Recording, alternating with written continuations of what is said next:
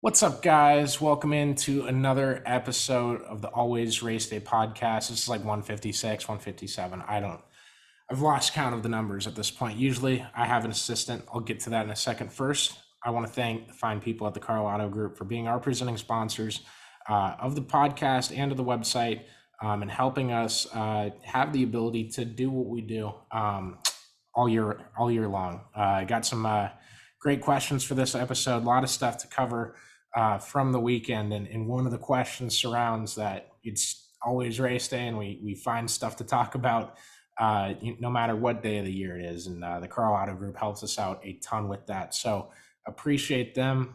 If you ever are looking for a car, if you think you need a car, if your friend needs a car, send them the Karl Auto Group.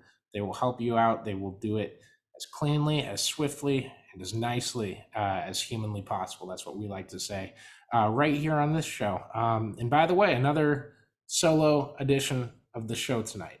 I need to address some things. I've been told that I've been getting a big head since my buddy Dylan put me on TV last week talking about the Cup race that's going to happen, going to go down at Iowa Speedway next year. I've been accused of getting an ego, and I got to say, big accusations, when you're on TV, you get a lot more attention. I've been bragging to everybody about it all week, and definitely coming off as an arrogant fool. So I had to do some good PR on the other side, and I gave all my employees the week off. So give a clap up to them. Big claps for everybody. Now, Damon and Josh weren't available tonight. The trio from Cedar Rapids is up in Wisconsin at Oktoberfest. So I think it's Oktoberfest. I could be getting my races messed up.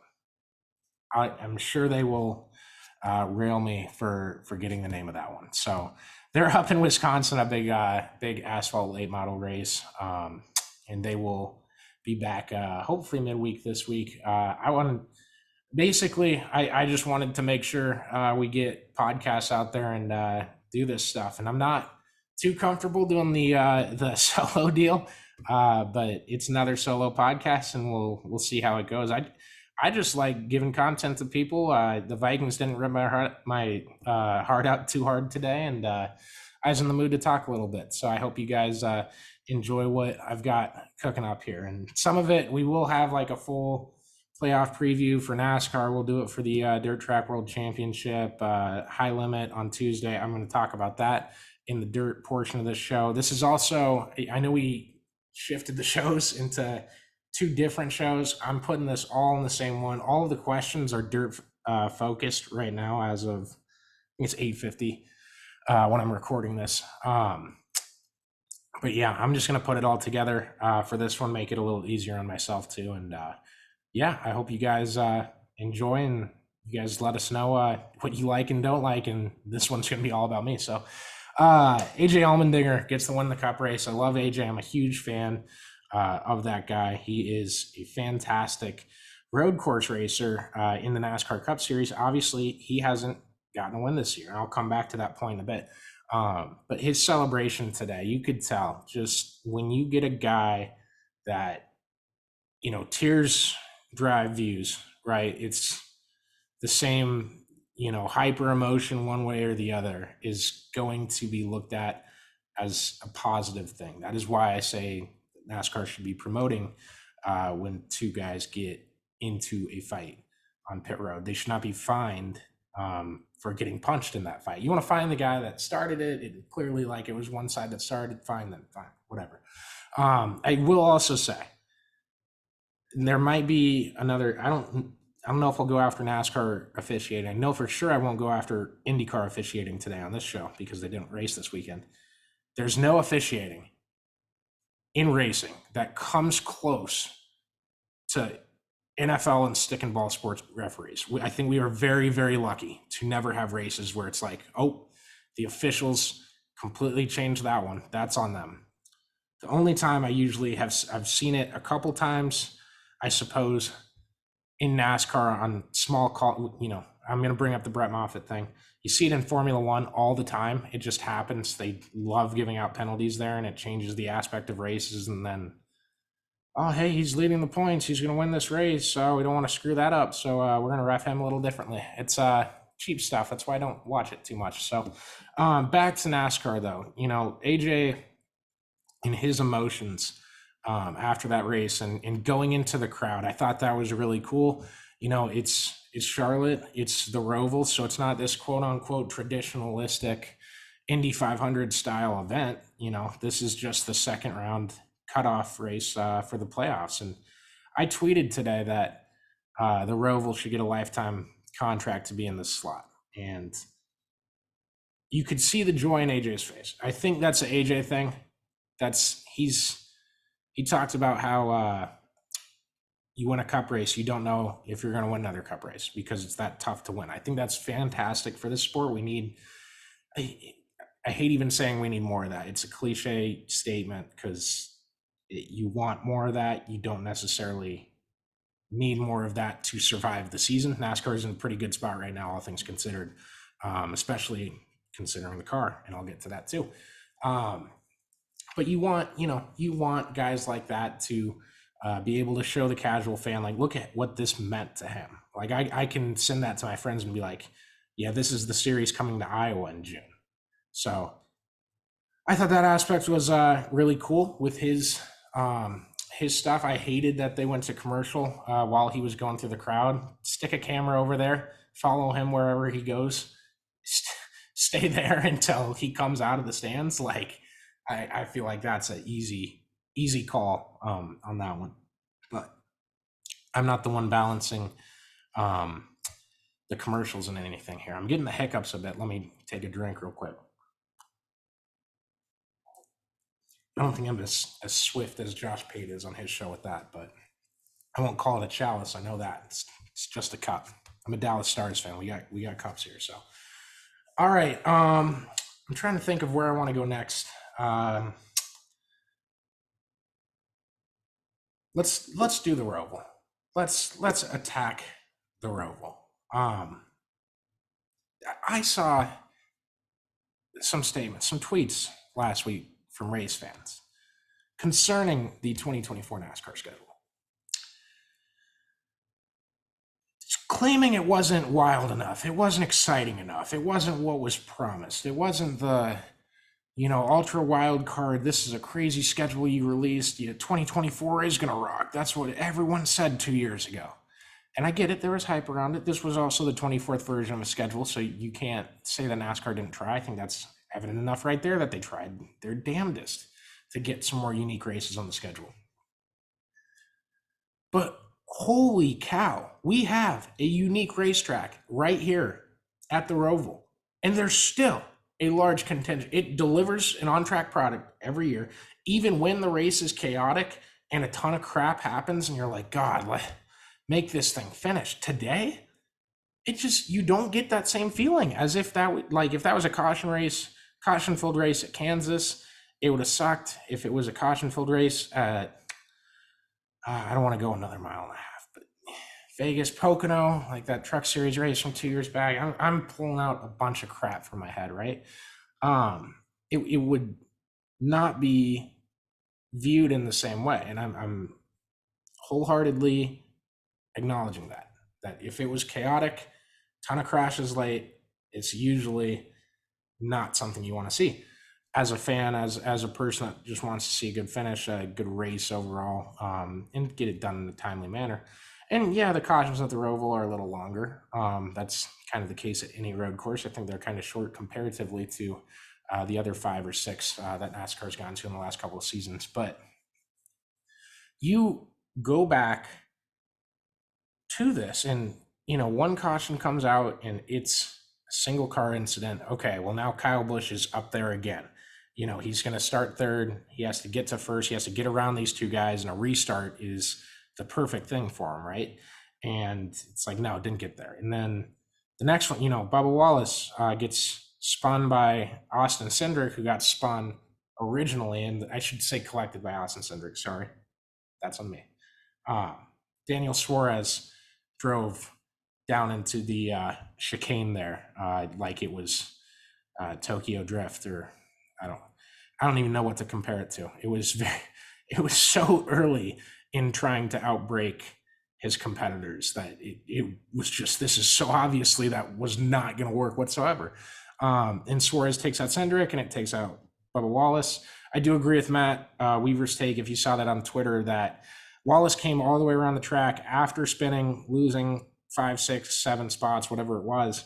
And they made him stop on the front stretch again because he didn't do a complete stop for getting spun, because he was involved in a wreck and missed the chicane, right? You go through the chicane, you're supposed to come to a complete stop. You got wrecked. Like, so Suarez doesn't have to come to a complete stop because he wrecked. I mean, if you're allowed to just full send it in the chicane, I mean, put me in a car. Let's see what happens, you know? No, and I'm half joking, obviously, on that, but it just doesn't, you shouldn't have to stop for skipping a chicane when you're wrecked there. I can see that, like, coming in if you got forced that way, and you could argue like, oh, I got bumped, I wasn't making it, there was no chance I was making the corner. Different deal. That was a complete spin. That's just weird. And yeah, he even, go get new tires and we'll sit in the back. And when the next caution comes out, because there's a lot that happened here, none in the last 10 laps today, by the way, those all went green. But he got back. I think Bubba ended up finishing 16th after going down to as deep as either 31st or 34th. I can't remember which one of those two it was. But he fought back up to 16th, so that's cool. And the whole time, every caution that came, is Kyle gonna take this one? He came off a restart on that corner up by the start finish line, and he was drifting up the racetrack. It was like he was driving the crap out of that car, trying to get into that first place spot. Couldn't do it. And then there's a few laps where you could tell his car was outmatched, but he was trying his darndest to get at least into a position where if AJ Allmendinger and William Byron were fighting too hard, then he could take advantage. But nonetheless, Allmendinger holds him off for the win, comes back for his first road course victory of the year. That's another thing about the Roval. We've seen guys be really good at road courses in NASCAR. And since the next gen's been here, it has kind of been turned on its head as far as the power rankings for that goes. I have too much on this list to talk about. I wanted to power rank my plate guys or my super speedway guys. I'm so out of left field today. I wanted to power rank my road course guys because we've been talking about the super speedway ones. Maybe next year we'll plan like, hey, last type of this track, let's rate all the drivers by how they do it. I want to do that. I might put out a blog. I'll let you guys know.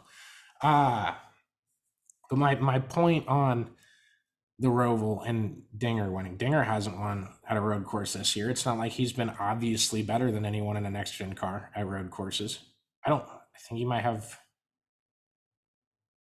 won one last year. I don't know for sure. It doesn't change my point. So you had a new road course winner. So you had a new winner at this track, guy who wasn't in the playoffs. So you sure call a wild card, I guess. But he's a good road course racer. He deserves it. There was no luck involved into it. There was a great race at the end. William Byron, again, impressive. He just stays impressive. Absolutely blazing amounts of speed and results this year. He is killing it.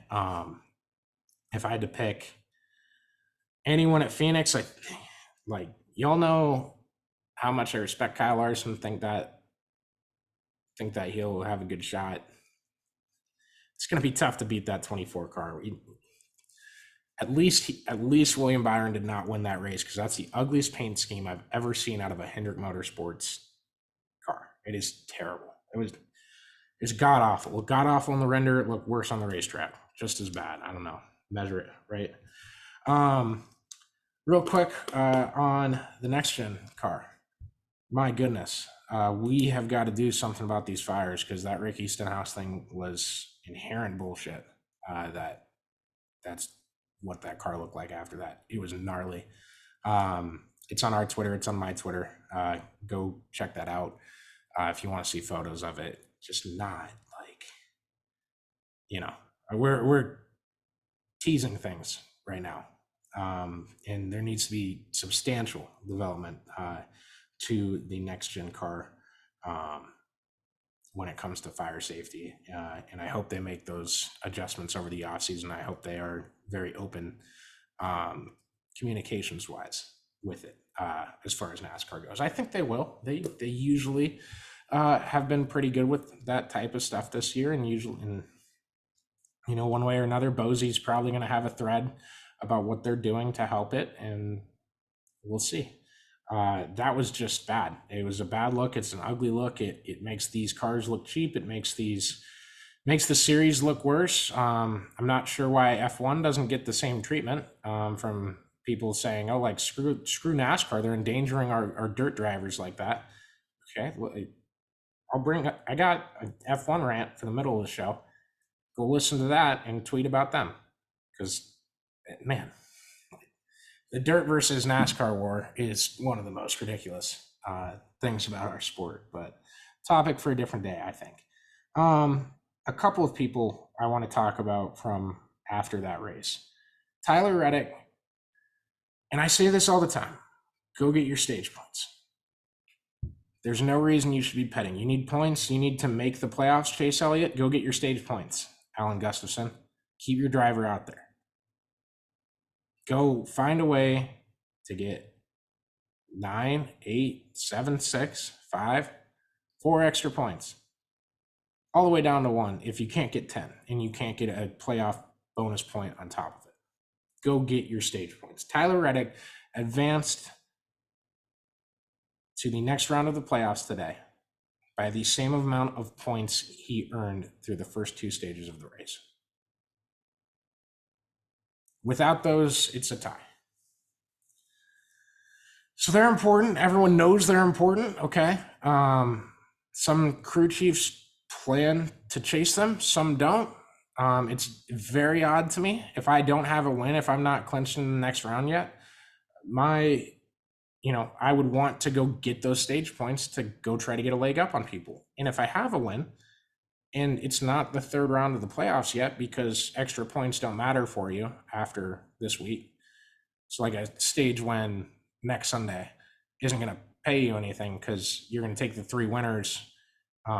It would pay you the 10 stage points, actually. So what I'm trying to say is you're not chasing a playoff point. So if you're clinched into, like, say, Phoenix after Vegas, whoever's clinched in has no motivation to go chase a stage win. But that's the only 2 to 3.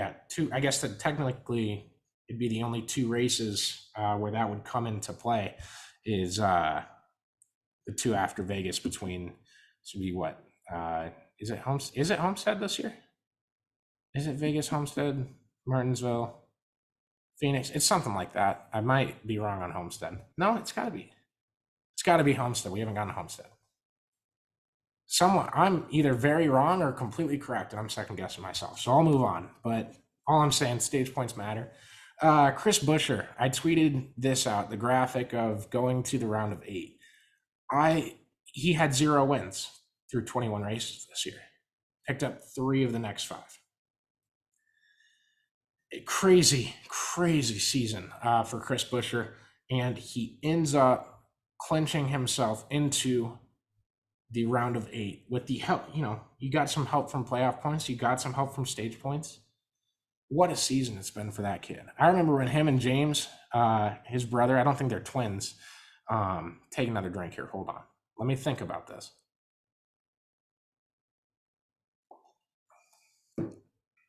No, I'm 99% sure that James and Chris are not twin brothers. But they both came up in NASCAR, which was kind of similar to Austin Dillon and Ty Dillon. And those two, the Dillons, kind of came up a little bit before them. And Chris is kind of been just sitting in that 17 car for a while now. And I remember when Keselowski bought into RFK, there's people asking if that guy was going to stay there. And I think that was the first thing Brad did. He said, yeah, absolutely, he's staying here. That's the guy I want, which is,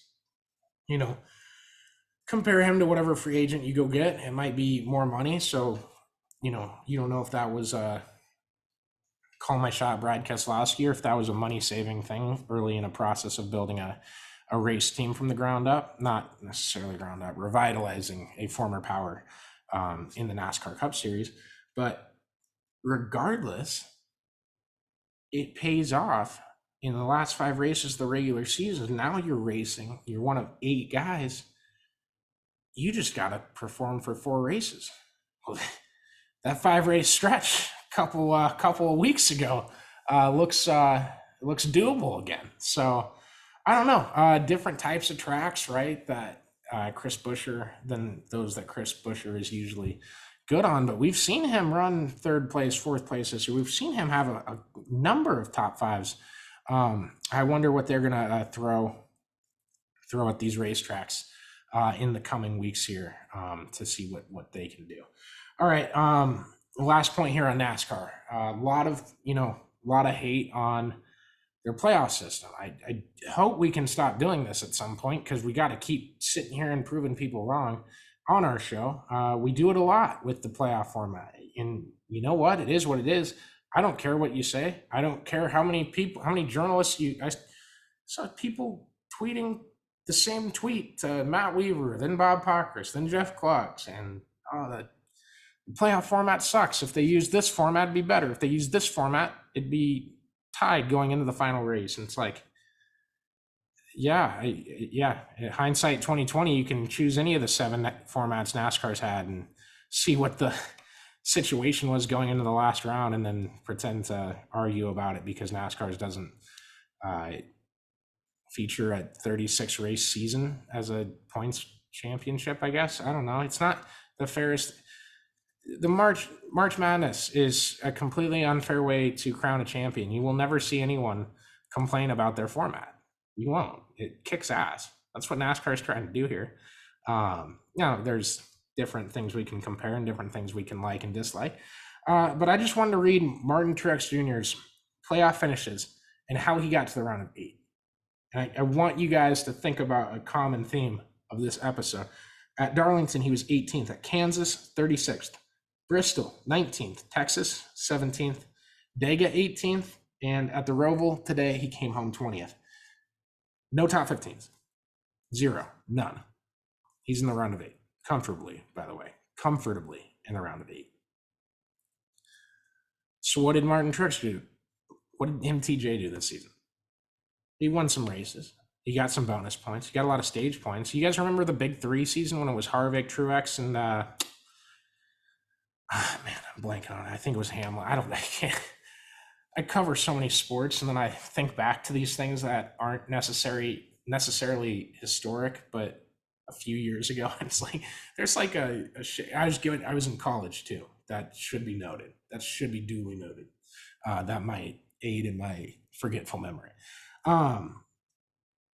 MTJ's dynamic regular season and his stage points in the playoffs. I didn't write them all down in front of me tonight. That's kind of a Noah job. I assume if I had Noah here, he would rattle off where MTJ finished in every stage of the playoffs and how his regular season stage racing was. I'm not sure what it would come out to be on the dot, but MTJ built himself a cushion. Had 3 terrible finishes. Maybe not terrible. You could argue, sure, semantics. No top 15s. He's in the round of 8. If he can do that, if he can go to the round of 8 without having a top 15 at all in the playoffs, I mean, I've seen enough of people saying this system's not fair. There's opportunity there for people to strike. You just got to be one of the people that do. Okay, let me take one more drink before we get into this Formula One race. I'm not going to talk too much about this. We'll get to dirt really quick, so hang with me here.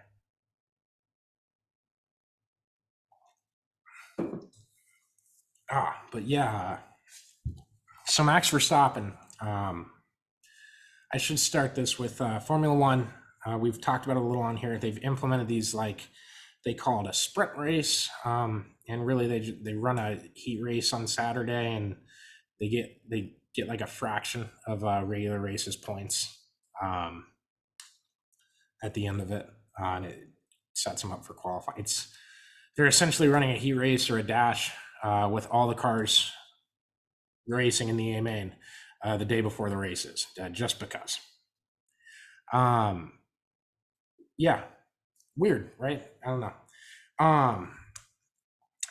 I'm sorry. I'm trying to think of the direction I want to lead into this for, and this is bad show. I'm still learning the solo stuff. I need to get more comfortable with my craft a little bit as well. Your comments help me out there. Give me as much feedback as you'd like. We do duly appreciate it. I don't even know if I'm using that right. I'm sure I'll get a text from Rob Gray from Cycling Fanatic in a couple days once he listens to this, right? No, but so F1 championship gets crowned on Saturday in a meaningless heat race trophy dash that was supposed to just set a lineup. That's where Max Verstappen clinched the championship. So middle of college football Saturday, no one watching TVs whatsoever, and Max Verstappen comes home with the title. So congrats to him. I don't think anybody saw this coming. It is one of the greatest upsets in sports of all time. And yeah, now we fast forward to Sunday, where Formula One insists on racing in Qatar.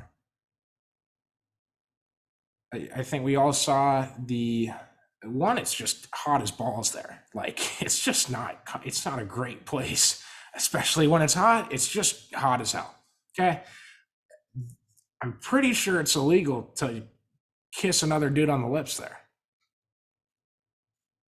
Talladega Nights does not air in Qatar. Okay. You remember John Gerard's and Ricky Bobby's kiss outlawed in Qatar. Weird ass country, weird ass rules. No one likes them. That's not a group thing aimed at, I don't even know would it be Qatarians? And I don't know the whole semantics of the people in that country. I know it's not a great place. Nobody wanted the race there. No one likes racing there. I think a lot of these quotes speak for themselves when they talk about what happened at the race today in Formula One insisting on racing in this country again, which if this was NASCAR's international race, the only spot they chose to go was Qatar, they would be hammered by the national media. They would absolutely get their back broken on their decision to go to Qatar of all places. F1 does it. We don't pay attention. We pretend it didn't happen. I don't get it. I don't. Formula One could hit you in the face 17 times and ask you the 18th. Now I got this baseball bat in my hand. I'm going to swing it in your direction. I'm hoping it won't hit you. Do you trust me to swing it? And you're like, yeah, do it. Do it again. It's just like the airline industry, folks. It's the most screwed over consumer base in motorsports by far. But they've ran away. It is this whole ranting thing I do almost every week on this show about them. It has become too easy for me. Okay. Now, I said last week when George Russell had his comments on that Formula One is the top echelon. I said it all fancy like he was in that commercial. I like George. I think he's a good driver, fine, average. He would be running, around 27th every week in IndyCar. I should specify 2023 field. So 27 cars total. We're looking, 25th to 27th or so, somewhere around there. If he was running an IndyCar, depends on the car. Romain Grosjean's in a big legal battle right now. That one didn't go so well. We'll see. We'll see how that turns out. I'd be a hypocrite if I came on here and referenced one of George Russell's quotes after hearing what he said about keeping the quality over the quantity in Formula One. As in, we're too good to let Andretti field the team, and we need quality. Even though the Andretti name is the name that when it comes up in F1 record books, it basically says, come ass kicker. At least it should. Andretti kicked the crap out of Formula One. The people that don't want him there are scared of the competition. That is what's going on here. There is still very much political talks trying to keep them out of the sport because they don't want to split up their piece of the pie. It's kind of like this conference realignment deal in college football, right? So, you know, after I saw that quote, I said we got to stop giving dumb kids the giving the dumb kids a thesaurus. I've got to get some speaking lessons in me, maybe better warm-ups next time, right? But I said that, so I won't cite George Russell's quote from today. Instead, I will just say Esteban Ocon said this about the race. He said, I was feeling ill. This is quotes from racer.com article, so shout out to them. Quote, lap 15, lap 16, I was throwing up for 2 laps inside the cockpit. And then I was like, that's going to be a long race. I don't know. I tried to calm down. I tried to remember that the mental side in sport is the strongest part of your body. And I managed to get that under control and finish the race. Literally, a number of drivers were checked out by paramedics after the race. A number of drivers, per Lando Norris, to I believe Sky Sports or somebody else. Wasn't Sky Sports. It was definitely somebody else. I will cite the tweet if anyone needs me to tweet it to me, and I guess I'll just send it to you. I don't take my word for it here. Lando Norris said there was drivers passed out in the infield care center or whatever the Formula One-anized name was. I don't know, the health paddock. Who knows what they call it over there. So you insist on racing here, and all your guys are, in danger and like health danger the entire day/night. It's just how many times these guys got to put negatives out there for people to stop watching Formula One. Go watch IndyCar. The other reason I'm so aggressive about it and so adamant about it, it's a better product. You're not watching racing right now. You're watching a political war every week. One that the same driver wins every week. Please, if you're going to watch motorsports, watch good ones. And that's all the other ones. I shit you not. All of them. Any other league. F2, F3, I'm taking those out too. Anything that isn't,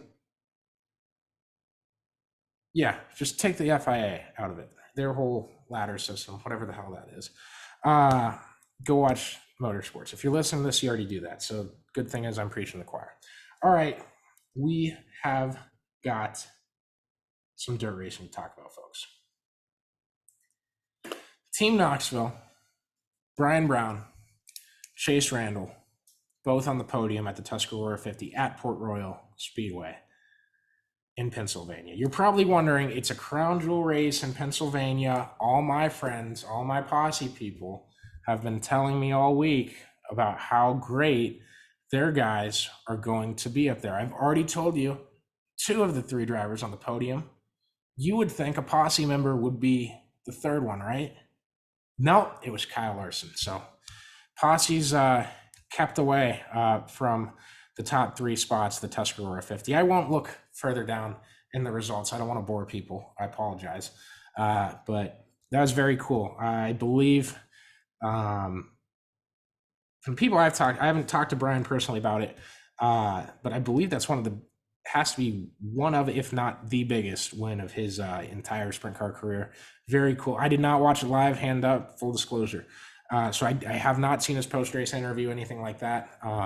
It's on my list of things to catch up and watch in depth, where at a time where I can take the whole thing in. It's just what works for me.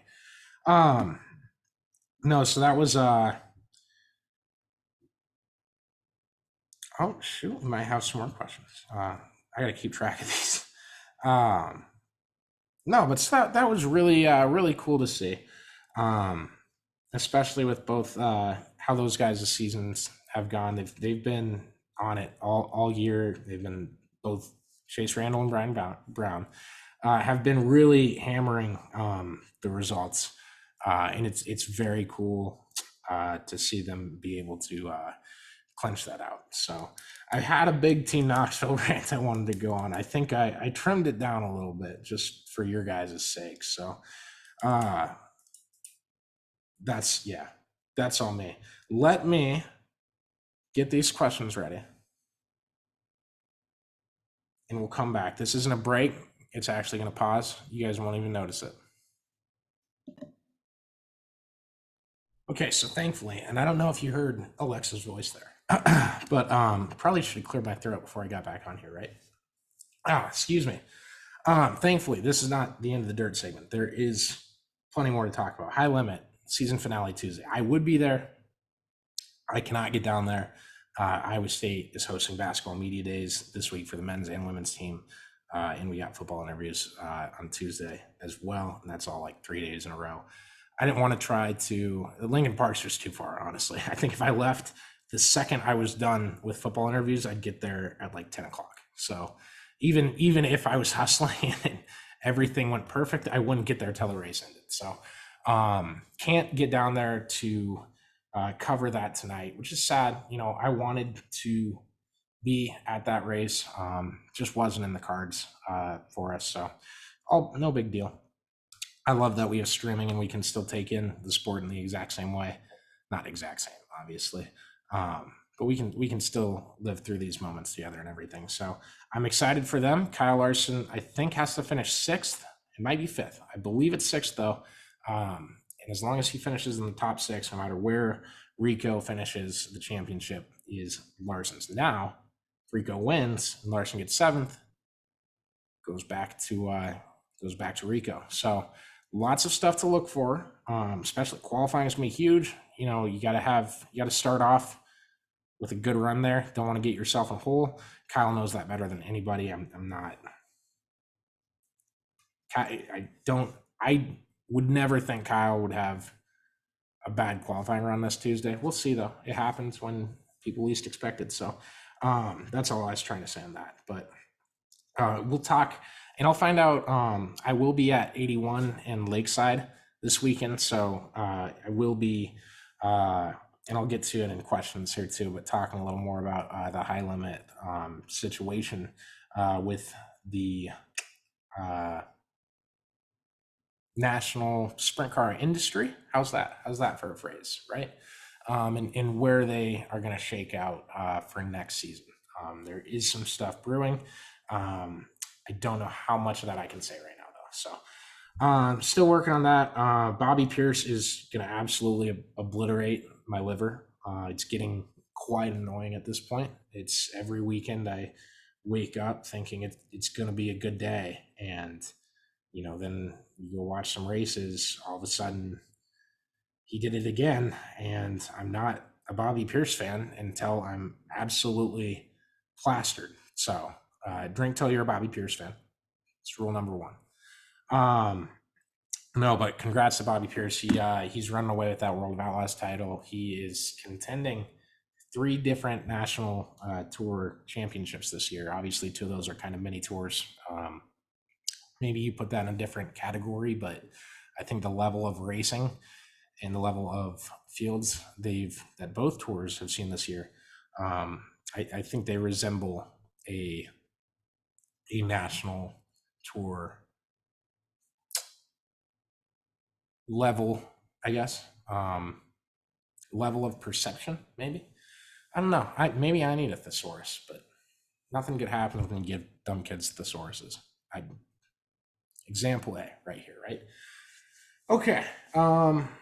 Yeah, we'll see if Bobby Pierce can come away with those, kind of triple crowning it. And we have a lot of stuff to talk about there in the off season too, with XR event schedule being only 6 races. Are you categorizing that as a national tour for the future in case someone else contends and wins 3 late model titles? I don't see a lot of these late model series going away yet. So a lot of stuff to talk about this offseason that I cannot wait to get into.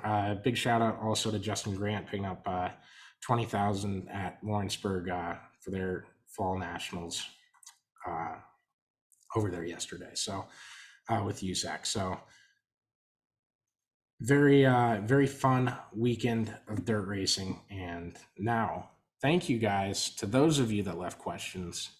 It is hard enough doing this by myself, and at the very least, I would like to hear what you guys think or react to what you guys ask me.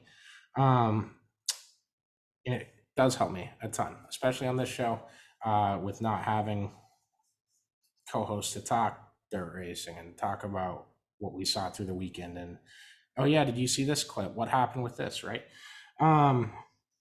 So first one from my guy, Dawson Elliott. He runs open wheel updates on Twitter. It's at OW updates underscore at the end. So great guy, big Chiefs fan. Not a fan of them today, but Dawson says, do you think we race too much in dirt racing? Feels like we're really close to maxing out the product to the point it's super diluted.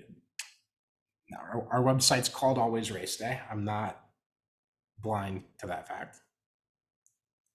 We try to cover races every day of the year, all 365, right? That is the essence of picking that name and making sure we're there to cover all of them, right? So it'd be weird for me to say no or yes, right? It'd be weird for me to say less races, for sure. Now, to just go into this, like, honestly, yeah, there's far too many in some aspects, right? Now, guys will still go out and race this much because they're trying to make money, and that's how everything is set up. The business model is set up like that. And are there, things you can do to help that? Yeah, but to cut a night from a 3-night event, well, the money from the crowd and the grandstands and the streaming from the first night, or whatever night you decide to cut, completely goes away. So you have to find ways to put that money back in somewhere else, and it gets really difficult, and that's kind of why we don't see it a ton. Now, do I think we need the top national sprint car series in the country to run every single weekend of the year? Absolutely not. No. Late models, same difference. I think it gets more diluted in late model racing because, and Justin Fiedler, I hear you. Dirt late model championships matter. I love it. I love the campaign. That I have never said that on here. I hope you guys have gotten that, have figured that out about me. That is a huge thing. Like these, why are we watching these guys race against each other for 50, 60 times a year if there's no one crowned champion at the end? Dirt late model fans are completely content watching 2,000 races a year, not knowing who's going to be in any of them, not being pissed off because of who is in them, and just taking it race by race and go, that was a good race. Guess we'll do it again tomorrow. That's a turnoff to me. I think the best thing about sports is like, okay, well, this happened last week, so now this has to happen. This is where you have to go. You either went up or down last week. Now you have to figure out how to bounce back or keep the momentum going forward, right? That's at least, kind of what got me into racing and made stuff easier for me to follow as a kid. Is I was point heathen. That's what I would call it. I was looking at the IndyCar points every day thinking, oh, they might give him some bonus points if Dan Weldon does something really cool for charity. I was very wrong, by the way. They did not give him any bonus points. But there needs to be a little less. I don't want to see a big late model race during the Knoxville Nationals. And vice versa, I would say, hey, take all the sprint car races, no sprint car races on the day of the World 100. That's a great compromise, right? I think that would help the sport. That would only put more eyes on it. The problem is you have too many people, too many egos, and too many pockets that money is going into in different directions for that to ever happen. So do I think they race too much? Kind of, in some ways, yes. Do I think that's going to really change in the coming years? Probably not at all, right? We'll see though. Anything's possible. We've seen a lot of crazy stuff happen already. So we'll end on the high limit. I got 2 here from Crying Cyclone. Love this dude. He I've never looked at his profile picture. The old Iowa State logo, the McCarney era logo, and Oh, I'm gonna get roasted for not. Is I think it's Crying Jordan merged into the Iowa State logo. I believe it's Crying Jordan. I could be completely dead off, but I believe it's Michael Jordan supposed to be in there. But he, avid reader of the site, very very nice guy. I don't know his name personally, but love the dude. Um, so he has two. He says, "What's a car you'd like to see race at a track it's never raced at before? Cup car at Iowa doesn't count." Which he did this in the other question too. It's my first. Absolutely, that's the exact one. So I can't pick Cup car at Iowa. So that sucks. Um, this is tough. I think I thought about this a little bit earlier, and then when I was prepping for the show, I kind of completely threw it out of my head. So bad preparation job on my part. I think where I would start to go is IndyCar at some track that NASCAR races at that they haven't raced at. The Roval would be cool. Now I can't take credit for that one though. Someone tweeted that today. Matt Burrows, I believe his name is Matt. I don't know off the top of my head. I think his name is Matthew Burrows. I believe it was in his reply section. Um, yeah, I think IndyCar at the Roval would be really cool. Just to spite Caleb, I'd say IndyCar at uh, Dover. I don't think they've raced there. I forgot to look that up after the last episode when we got into that fight about that. But I think the Cup car at Knoxville, the current, hopefully the much improved, fire resistant, short track fixed next gen Cup car at Knoxville or at Eldora would be pretty fun. I'm trying to think of a unique one that isn't necessarily too much of a crossover, if that makes sense to you guys. Someone please expand on the dangers of this, if it would be dangerous or not too high speeds of a track. But midgets would be cool in Knoxville to see that. I've played a couple of races on the Outlaws video game with those. It's a fun time, and Knoxville's a little shorter on that video game than it is in real life. I don't know why the straightaways feel. I don't know if they're not necessarily skinnier. They're skinnier at Port Royal. I've never been to Port Royal. I don't know how skinny the front stretch is, but the front stretch and back stretch are too short, and I think the turns are too skinny. I think they missed on it a little bit because I mean you're setting track record times. Anyway, none of your guys' concerns with that. So I think I've covered. And yeah, that's about. I want to see Monster Jam at Knoxville and at Iowa Speedway. Either or, that'd be cool too. But I want like a real Monster Jam show. The independent one at Knoxville this year was not the best. That was the first race I took my current boyfriend to. I don't ask me why that current came out of my mouth. So I'm just bringing him up. But yeah, I took him to the independent monster truck show, and it's a shit show with two capital S's, to put it lightly. It's not to anyone's fault. It's just there's four trucks there. One of them broke. They're not the highest horsepower monster trucks in the world. Independent style thing. I don't know. But yeah, I'm sure I'll come up with more. If I do, I'll say them on the next show. And a similar one is a driver in a car they've never raced in before. You cannot say Larson in an Indy car. And I love this question because I think the possibilities of this one are much broader and much cooler. I'd love to see this one, and this won't happen. I've asked. I'd love to see Bobby Pierce in a sprint car. I think seeing that guy wield the cushion in a late model, I want to see him in a sprint car. He has that attention to detail and that car placement and being able to place the car in a spot that is, inches, tenths of inches off of where it needs to be. I'd love to see Bobby Pierce in a sprint car. There's a few, Ricky Thornton Jr., I think a lot of people would love to see him in a sprint car.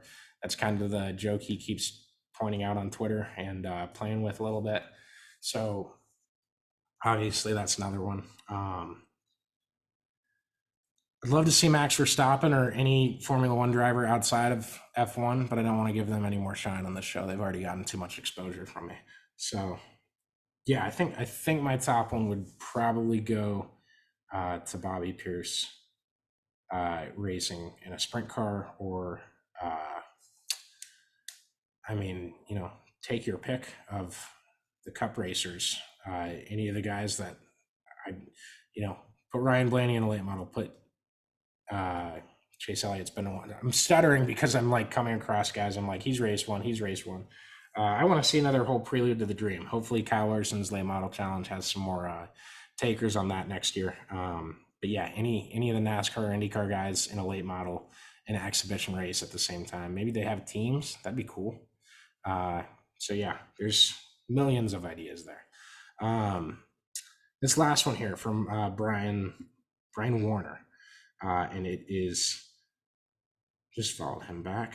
Yeah, appreciate. Yeah, if you guys tweet at us a question, we will follow you back. We do actually appreciate that. We want to show that at least a little bit, as much as we can. Brian, with the last question, asks, where does High Limit fit in the grand scheme of sprint car racing over the next 5+ years? Is the format, including payout and weeknight racing, sustainable? Now, I think you got to slow your roll on what High Limit could be. Not slow it, but you got to understand that it's High Limit is not restricted to just running midweek shows. Like, if things bounce one way or the other, they're allowed to race on Saturdays. They are. It's just, they can if they want. Whoever wants to show up can show up. They can race High Limit. They can race a different series. So yeah, I don't believe High Limit will stay a midweek series. I don't think High Limit will be a midweek series in 2 years. If I had to, forecast a lock and say, yeah, by 2025, they will at least race one time on the weekend. Yeah, I probably would say that comfortably. Yeah, it's just, that's what it is right now. That's what it was for this season. Things change. I think now Mike Hess, and obviously this was also reported on by Dirt Tracker. Mike Hess was the World of Outlaws race director, one of the guys they have for that job for a number of seasons, multiple decades. High Limit, this is not official, but Mike has called the last 2 High Limit races as their race director. So whether he is going to be the race director in 2024, I don't envision him going back to the World of Outlaws in 2024. So I would assume almost that he's going to end up in that spot with High Limit next year. That's a big guy to go get. That's a move that indicates we want to prove who we are. Carson Macedo told me at Eldora, and it wouldn't be a big event for me if I didn't have audio issues. And Mike screwed up, didn't get any audio from the interview posted, so you can't go search it up on YouTube. I apologize. Carson can vouch for this and what he said, though. He said he doesn't feel safer racing under a race called by anybody but Mike Hess. Basically saying that Mike Hess is the best out there, and it's not even close, is what he told me. He says it makes him more comfortable, makes him feel safer. And that's just what he had to say about the great Mr. Hess. So I think High Limit going out and getting him was kind of should be considered a power move in the grand scheme of this big battle that I feel like is at least brewing at the current moment between High Limit and the World of Outlaws and the rest of the sprint car industry. Now, we do have the Maverick Series started this weekend. There's some other regional tours that have been going on for a while. Obviously, California has theirs. Pennsylvania has their weekly stuff. Knoxville has theirs. And Houston has theirs, right? So, and I did not purposely mean to leave out just Ohio. That was the first reference. And now you have Indiana with Maverick, right? So we had Ayrton Jennington on. He said, that's where he wants to see the sport grow with more regional series and heavier payouts and regional tours. And he is right to a point, but at the top of it, where the headlights are at and the spotlights are on, we're gonna have what could be something pretty massive for the sport when it's all said and done. So where that goes from now, I don't know.